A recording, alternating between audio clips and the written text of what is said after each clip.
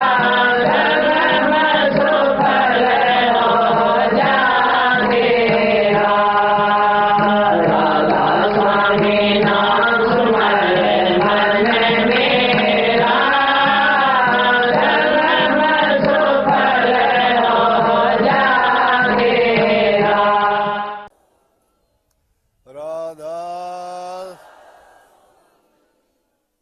स्वामी दयाल की दया, राधा स्वामी सहाय, राधा स्वामी। प्यारी साध संगत जियों, भाइयों बहनों बच्चों, ये आपको पहले से ही ज्ञान है कि पिछले 40 साल से संत श्रोमणी गुरु रविदास जयंती का सत्संग भंडारा हम इसी शिवानी के प्रांगण पे करते आ रहे हैं।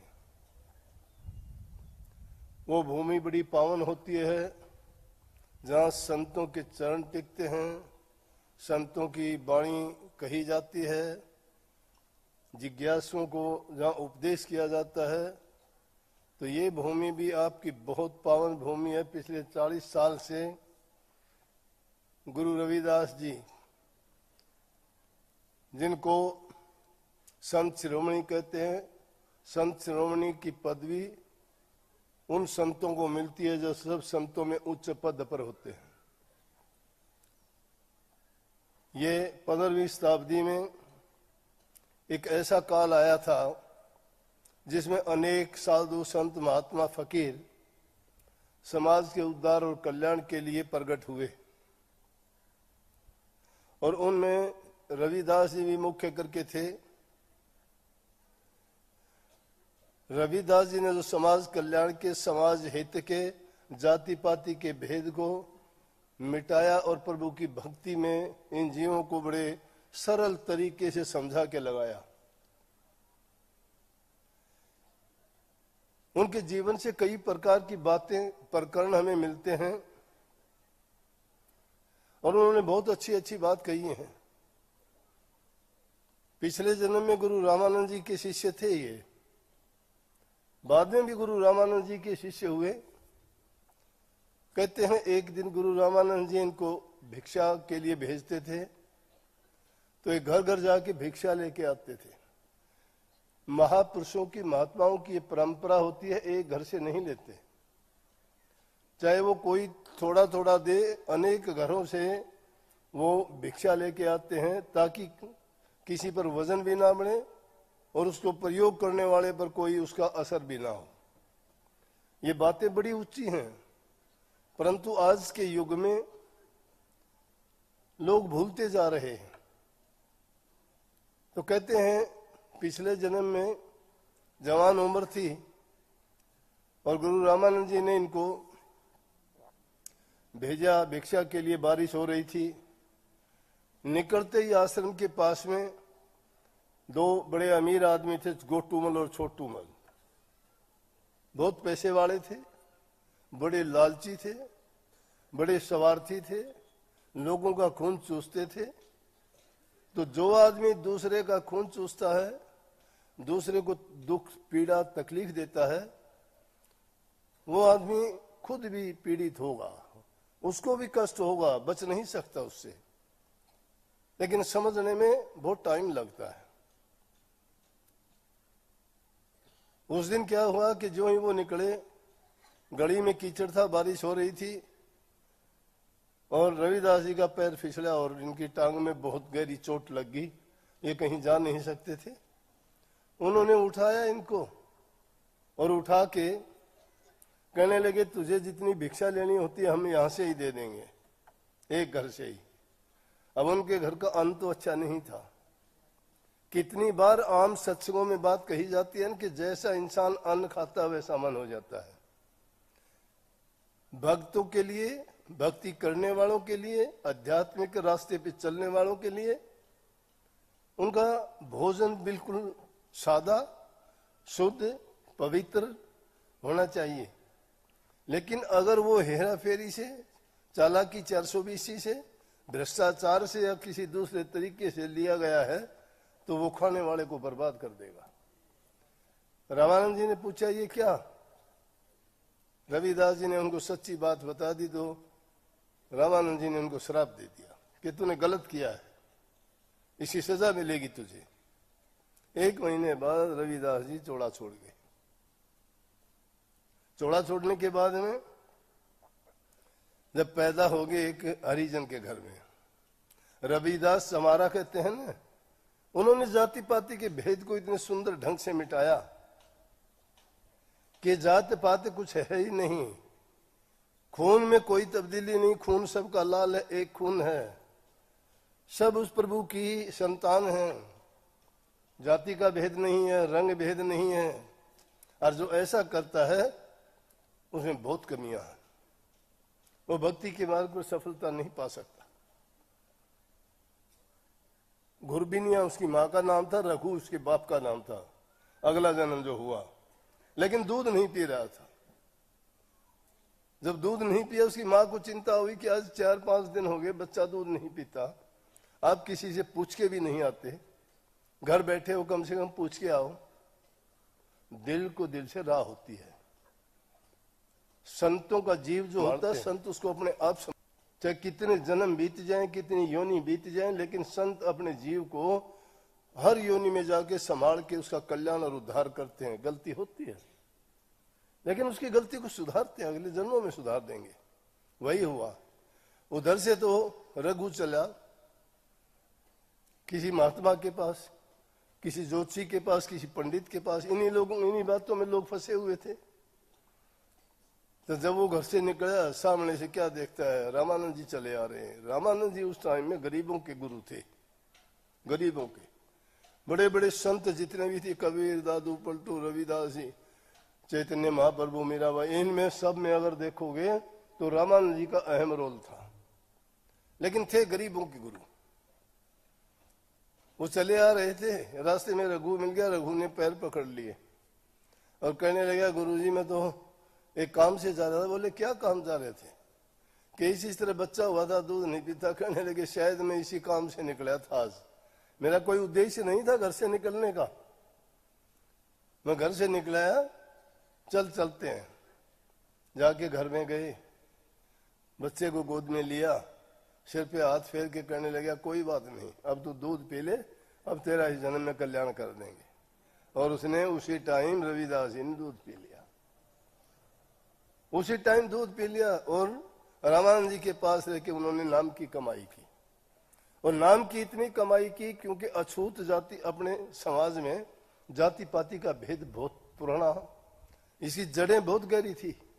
छोटी जाति वालों को तो ये कहते थे कि इनको शास्त्र पढ़ने का भी अधिकार नहीं है, इनको शास्त्र सुनने का भी अधिकार नहीं है, इनको पूजा पाठ मंदिर में जाने का अधिकार नहीं है।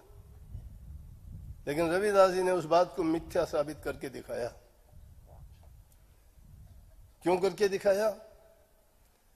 उनसे जब पूछा गया रविदास जी से कि आपकी जाति क्या है, उन्होंने कह दिया काठबांधला जात हमारी, इलाहाबाद के आसपास रहते हैं, जात हमारी चमारा, आने जाने वालों की पनियां गांठता हूँ, जूतियां गांठता हूँ। छिपाया नहीं कि मुझे जो कुछ मिलता है इससे मिलता है। इंसान अपना काम करके जो खाता है, काम छोटा नहीं होता। नेक काम करके, शुद्ध काम करके, शुद्ध कमाई करके उससे जो भोजन खाते हो वो तुम्हें मालो माल कर देगा। लूट खसूट का, चोरी कचोरी का, झूठ कपट का अगर तुम भोजन या कोई चीज लेके खाते हो तो कितनी भी भक्ति कर लेना बेकार चली जाएगी। रविदास जी ने जब उनसे पूछा गया, भाई रविदास जी या आप जाति को क्यों नहीं मानते? बोले कि प्रभु की कोई जाति है, परमात्मा की क्या जाति है वो बता दो, फिर तो मान जाएंगे। उन्होंने इस बात को भी मिथ्या साबित कर दिया कि ऊंची आवाज देने से खुदा नहीं मिल सके। और उन्होंने कहा देता रहे 1000 बरस मुल्ला चाहे अजान, मुल्ला चाहे मस्जिद में कितनी ऊंची ऊंची आवाज में, लेकिन जब लग मन सच्चा नहीं तब लग मन शैतान। जब लग वो सच्चाई पर नहीं चलता है, मन शैतान है और ये शैतानी करवाता है।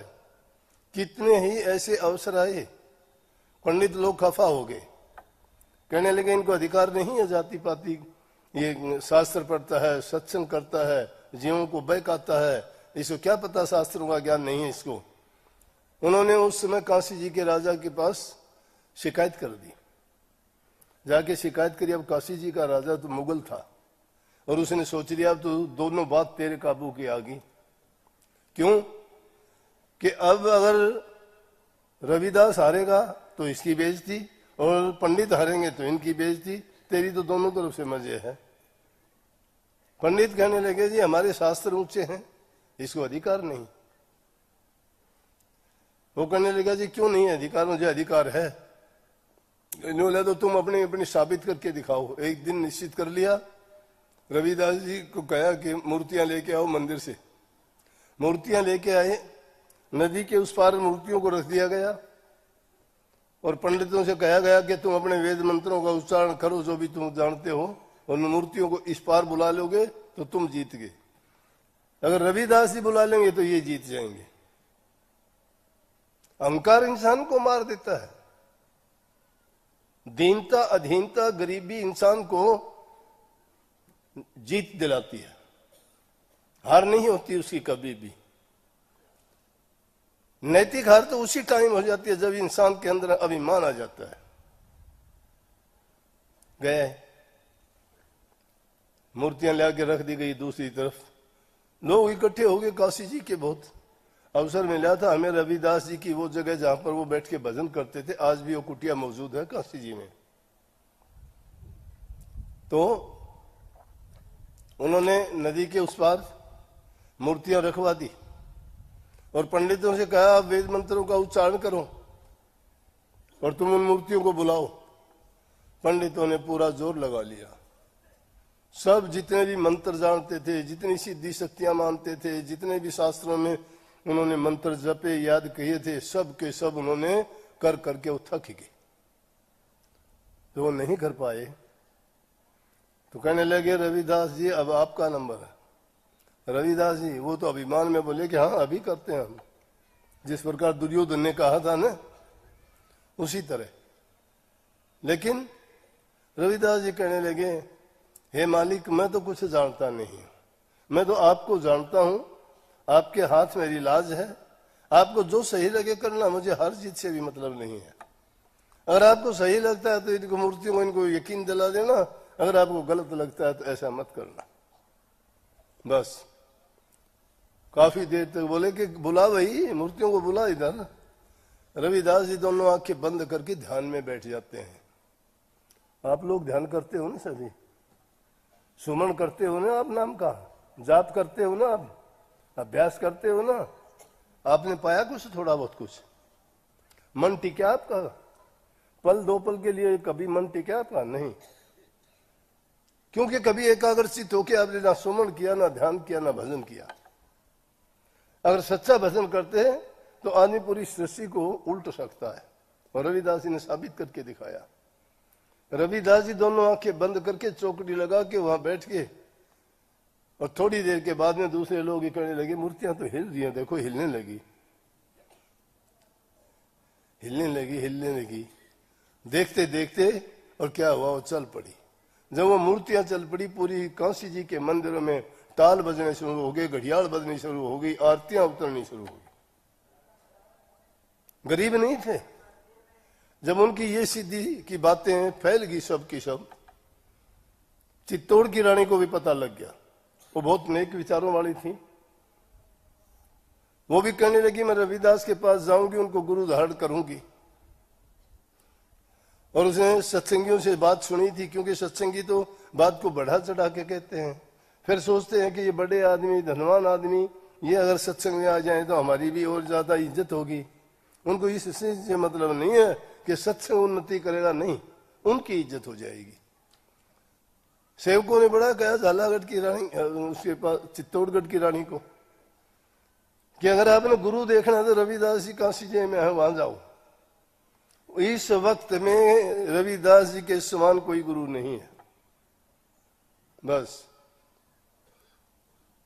रानी चली वहां से, लाव लश्कर लेके, सोने चांदी के सिक्के लेके, बड़े कीमती वस्त्र लेके कि मैं ये दान करूंगी, गुरुजी को भेंट करूंगी।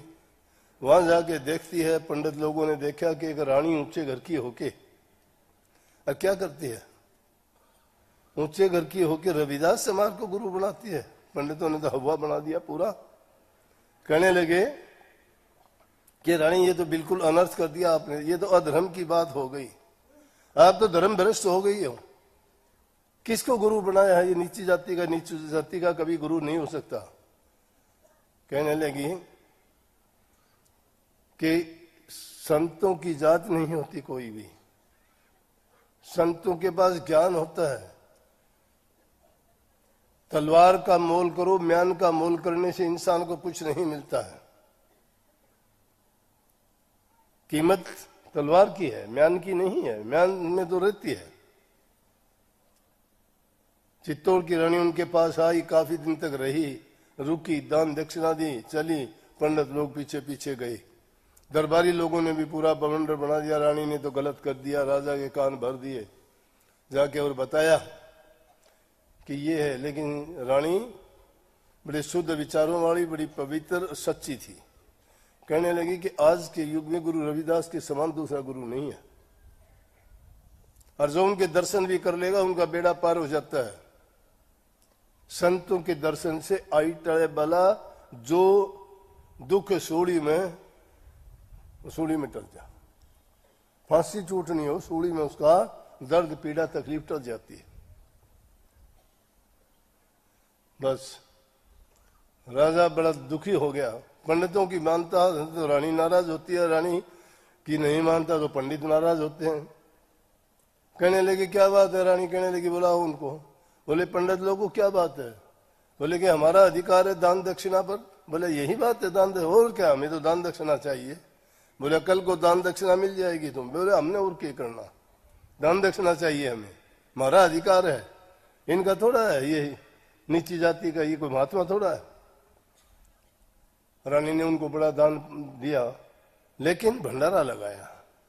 जब भंडारा लगाया वहां पे और प्रसाद जिमाने लग गई, पंगत बैठी हुई थी, पंडित लोग उखड़ गए। कहने लगे हम जो से इसके साथ बैठ के भोजन नहीं खाएंगे, ये हमारे साथ नहीं बैठना चाहिए। रानी बड़ी दुखी हुई, क्या करूं कि भंडारा बनाया, अब साथ नहीं लेंगे, अगर ये पंडित चले गए खराब होगा। बहुत दुखी मन से गुरु रविदास जी के पास जाके कहने लगे ये बात है। बोला बेटी चिंता ना करा, कोई बात नहीं, मैं बाद में जिम लूंगा, इनका जिमाइए पहले। जब उनको सभी की पंक्तियां बना दी गई, भोजन डाला गया, भोजन जिमने लगे, तो क्या देखते हैं कि साइड में हर एक के बराबर रविदास जी बैठे हैं। हड़बड़ाने लगे, बोले कि रविदास तो मेरे पास है, रविदास मेरे पास है, रविदास। प्रकट होके उनको भी प्रकट करके दिखा दिया। इस प्रकार से रविदास जी को संत शिरोमणि ये कहा कि उन्होंने अपने वक्त में सब कुछ दुनियादारों को सिद्ध करके दिखाया कि करने से इंसान सब कुछ पा सकता है। ध्यान करने से मन की वृत्ति एकाग्र होती है। शुद्ध अन्न जल खाने से आदमी की मन की भावनाएं पवित्र और शुद्ध होती है। सच बोलने से इंसान की वाक सिद्धि होती है। ध्यान करने से इंसान की दृष्टि की सिद्धि होती है। लेकिन हम तो क्या है, सुन तो लेते हैं, करते कुछ नहीं है। पेट भरना चाहिए हमारा, अच्छा मिल जाए तो और ज्यादा ठोस लेते हैं, जो कम अच्छा मिले तो कम खा लेते हैं। भक्ति करने के लिए सूक्ष्म आहार होना चाहिए, शुद्ध और पवित्र होना चाहिए, टाइम का होना चाहिए, संयम और अनुशासन में रह के काम करना चाहिए। जो इन चीजों पर नहीं चलता है, रविदास जी के तो और कितने साखी, कितने गीत और आपको मिलेंगे। लेकिन उनकी बातों को सुन के हमें ये उपदेश लेना चाहिए कि उन्होंने जिस नाम की कमाई की वो नाम हमें भी मिला है। उन्होंने तो नाम की कमाई करके वो सारी सिद्धियां प्राप्त कर ली, लेकिन हम उस नाम को पाके हमने वो नाम यूं ही गंवा दिया। उसकी हमें चिंता ही नहीं है। नाम की कीमत हमने नहीं जानी। अगर नाम की कीमत हमने जानी होती तो ये हालत हमारी नहीं होती। लेकिन फिर भी बहुत बड़ी बात यह है, मैं बताऊं आपको कि आप बहुत सी बुराइयों से बचे हुए हो। इस युग में इंसान दूसरे आदमी के काम आता है, दुख दर्द पीड़ा में दुखियों पर दया करता है, उनकी सहायता करता है, माँ बाप को सुख पहुंचाता है, उनकी सेवा करता है, गरीब भूखे को अन्न जल की जो सहायता दे सकता है वो देनी चाहिए। और जरूरत पड़ने पर अगर कोई और परेशानी में हो तो अगर तुम इस लायक हो तो तुम्हें उनकी मदद करनी चाहिए, जरूर करनी चाहिए। परमात्मा ने आपको इस लायक बनाया है। अगर आपके पास कुछ नहीं है तो कौन आपके पास आएगा? आपके पास है तभी लोग आपके पास आके हाथ फैलाते हैं। उस परमात्मा ने आपको इस चीज के योग्य बनाया है, तो योग्य हो तो उसका पूरा लाभ भी उठाइए। के धाम हेली कज दे सारे काम है, लेके उनसे नाम करो तुम, भजन सुबह हो शाम है।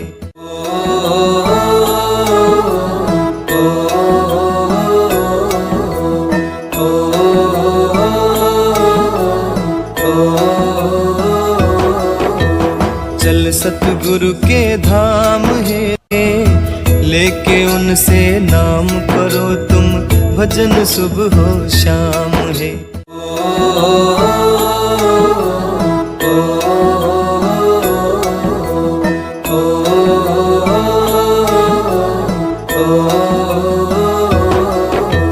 चल सतगुरु के धाम हेली कज दे सारे काम है, लेके उनसे नाम करो तुम, भजन सुबह हो शाम के धाम हेली कज दे सारे काम है, लेके उनसे नाम करो तुम, भजन सुबह हो शाम है।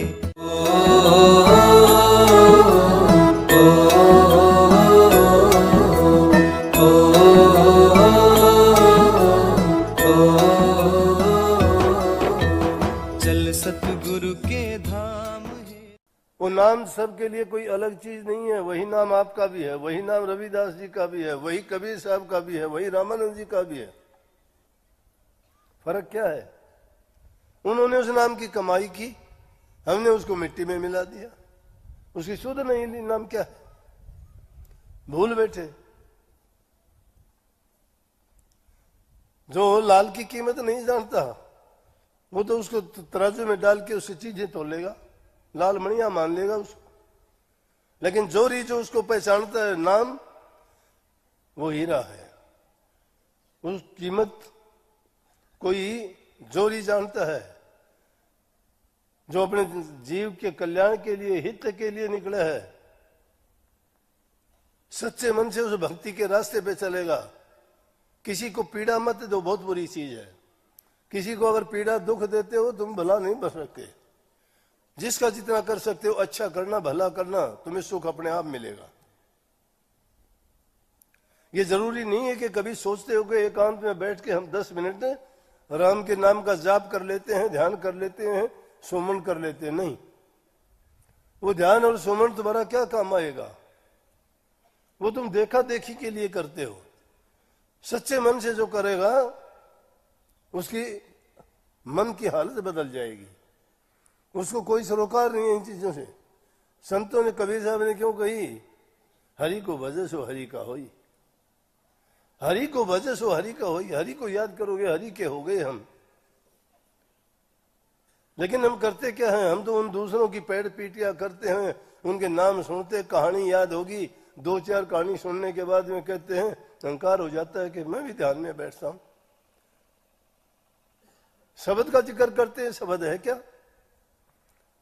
शब्द को पहचानने की कोशिश की। कौन सा शब्द?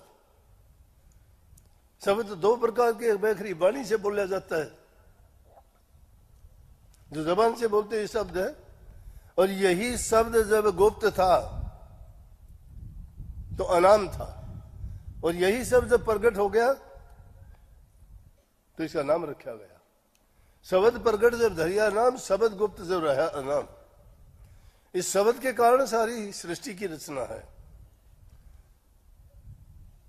लेकिन इंसान को बुद्धि दी गई है, ज्ञान दिया गया है, समझ दी गई है। इंसान का चोला बड़ी जन्मों के नेक कर्मों के बाद मिलता है। अगर हमने इसको व्यर्था खो दिया और परवाह नहीं करी, क्या करेंगे? क्या किया हम आए के क्या करेंगे जाए, ईद के भय ने उद के चाले मोड़ गंवाए। क्या किया हमने यहाँ के और क्या करेंगे जाए के? ना ईद के भय ना उद के भय, मूल था वो भी खो दिया। मूल पूंजी किस चीज की लेके आए थे? संसार रूपी। इस जन्म को पाके देवी देवता भी कहते हैं कि धन्य हो, इंसान धन्य है, उसको जन्म मिल गया इंसान का। हम जानते ही नहीं, सुनते ही नहीं कानों से क्या कहते हैं, क्योंकि इंसान के रूप में ही ये जीव अपना कल्याण कर सकता है, करनी कर सकता है। दूसरी कोई ऐसी योनि नहीं है जिसमें जाके ये प्रभु की भक्ति कर सके या अपने जन्म मरण के बंधनों से छुटकारा पा सके या इसे काल और माया की जेल से आजाद हो सके। सार जान कोई कोई, सत्संग की सार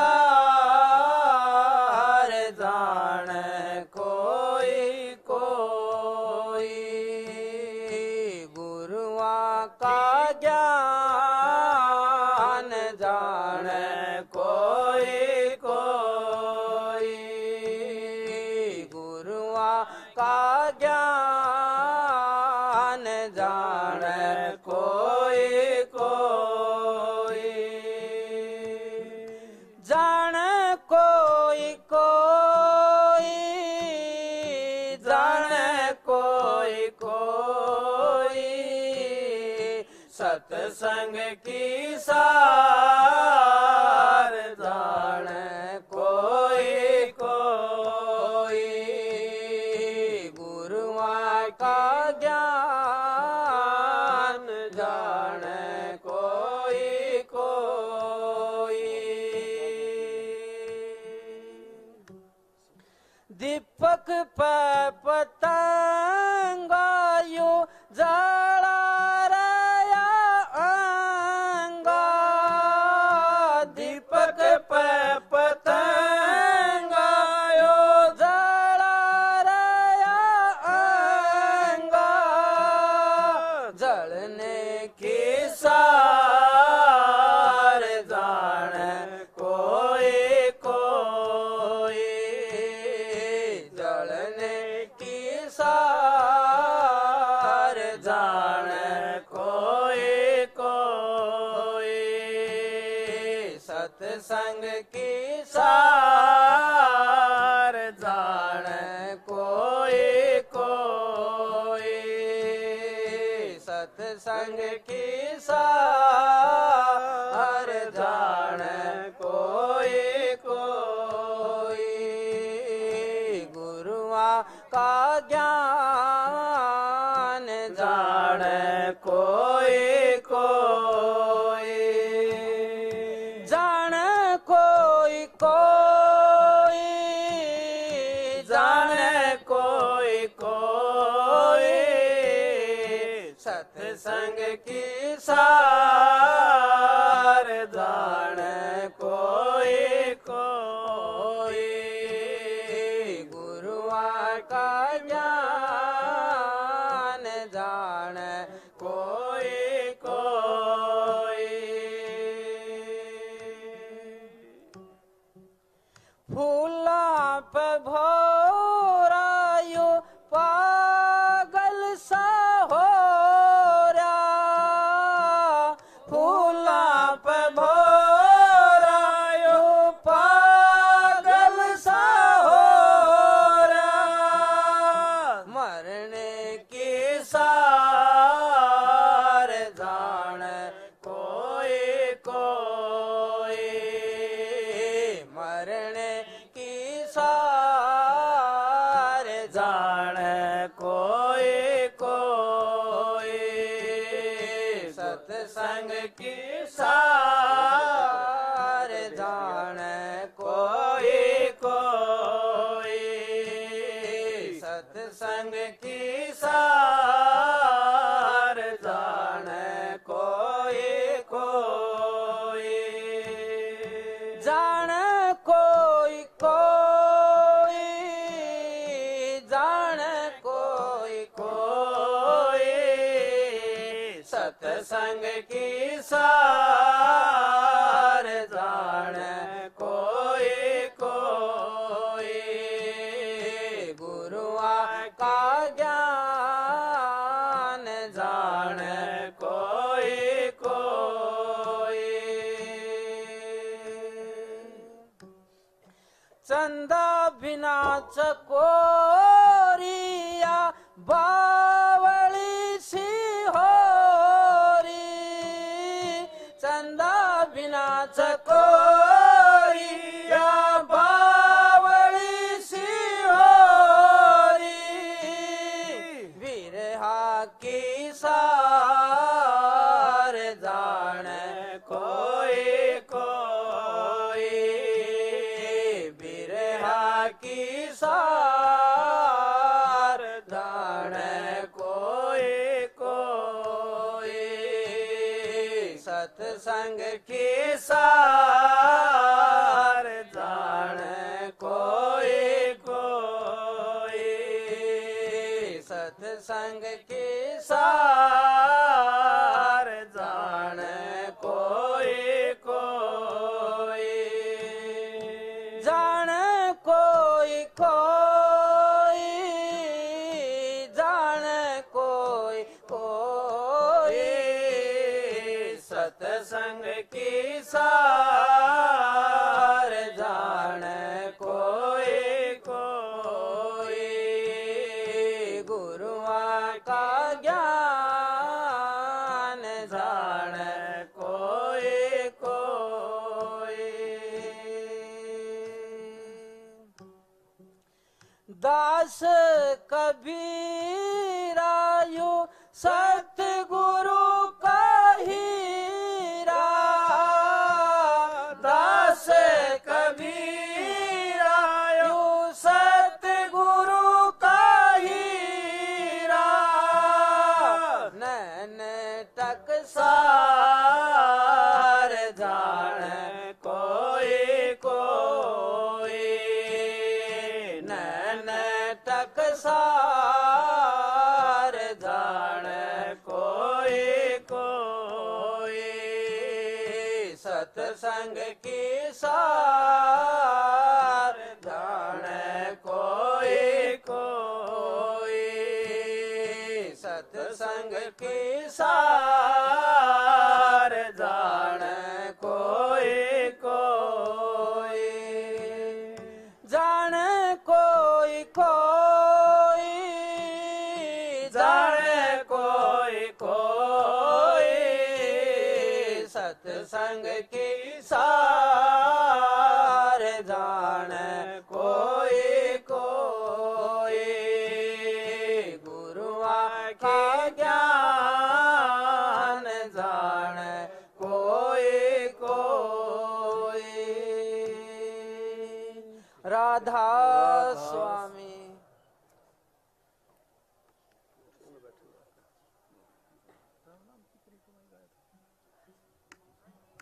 राधा स्वामी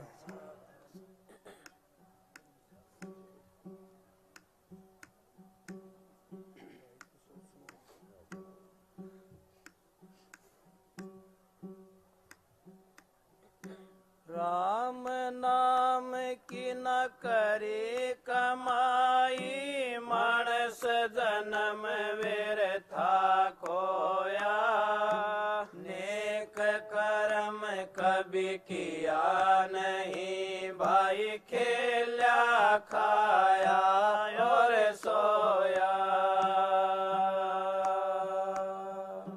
नींदा चुगली कर बहु तेरी बीज पाप का नित बोया दास कंवर नहीं सुनी गुरु की क्या मिल जागा इब रोया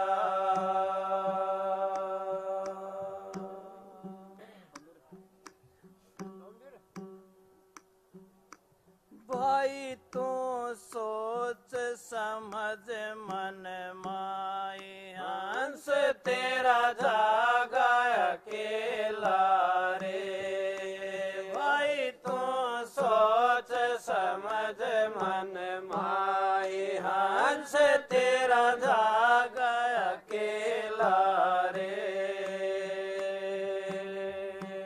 जागा अकेला रे हंस तेरा जागा अकेला रे भाई तू सोच समझ मन माही हंस तेरा जागा अकेला रे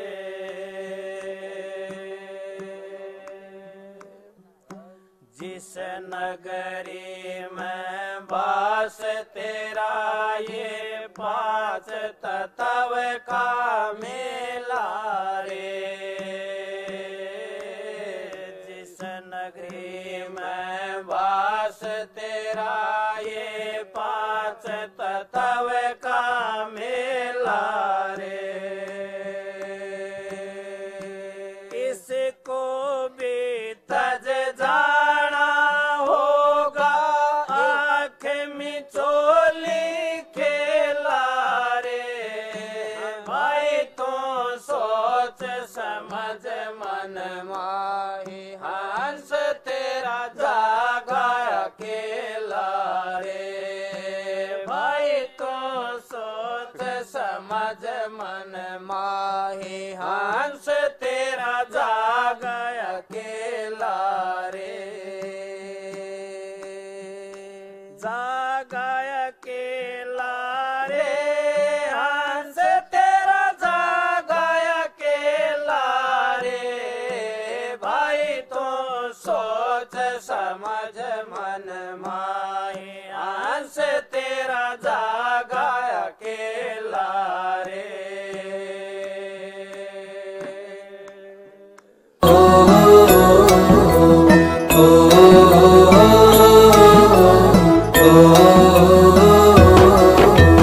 चल सतगुरु के धाम हेली तज दे सारे काम है लेके उनसे नाम करो तुम भजन सुबह हो शाम है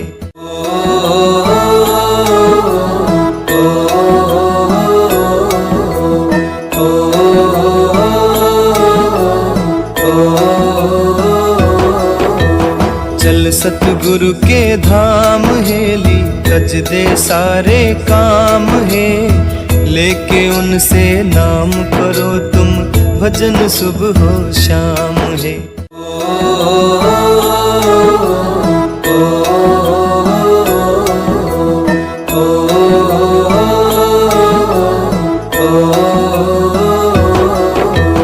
चल सतगुरु के धाम है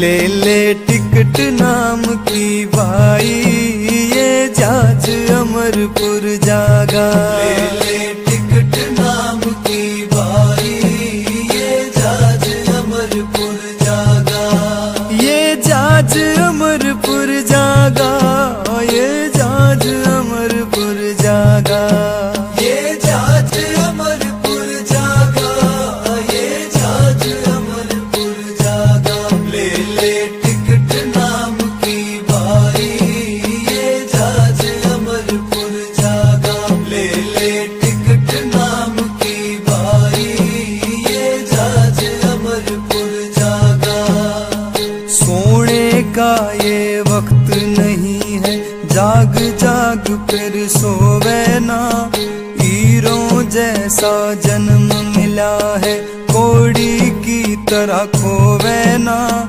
तेरा तुझ में छिपा होया है पत्थर पानी टोवे ना पूजा पाठ व्रत करो कितने इन ते फायदा होवे मन मेरा हर साया गुरु जी मैं हो के मगन फिरो शुकराना गुरु जी दिन रात करूं, हर पल रखते दया सिर कोटि नमन करूं, शुकराना गुरु जी आपका दिन रात करूं, भीड़ पड़े कोई आण गुरु जी देते आप दिखाई हो, भीड़ पड़े कोई आण गुरु जी देते आप दिखाई हो, पल भर भी ना देर लगाते बढ़ते तुरंत सहाय हो, बहुत घने सुखदाई हो, मैं क्या क्या जिक्र करूं, शुकराना गुरु जी आपका दिन रात करूं, हर पल रखते दया सिर कोटि नमन करूं, शुकराना गुरु जी आपका दिन रात करूं, ओ गण मेरे चितना धर के सारे कारज करते हो, ओ गण मेरे चितना धर के सारे कारज करते हो, भूल चूक सब माफ करो मेरी सारी पीड़ा हरते हो, सब विधि मंगल करते हो, मैं काहे फिकर करूं, शुकराना गुरु जी आपका दिन रात करूं, हर पल रखते दया सिर कोटि नमन करूं, शुकराना गुरु जी आपका दिन रात करूं, ऐसे बया कर दूं शब्दों में थारी दया अपारा है, कैसे बया